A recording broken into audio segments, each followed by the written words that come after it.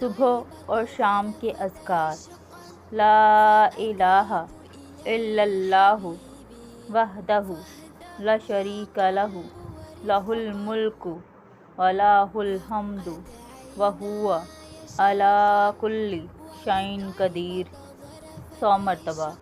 اللہ کے سوا کوئی سچا معبود نہیں، وہ اکیلا ہے، اس کا کوئی شریک نہیں، اسی کے لیے بادشاہت ہے اور اسی کے لیے تمام تعریفات ہیں اور وہ ہر چیز پر قادر ہے۔ 1 مرتبہ پڑھنا بھی درست ہے۔ بسم اللہ الذی لا یضر مع اسمہ شیء فی الارض ولا فی السماء وہو السمیع العلیم۔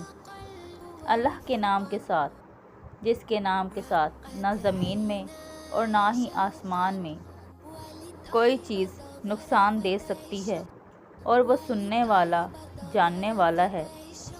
اللہم انی اسألک علما نافعا ورزقا طیبا وعملا متقبلا۔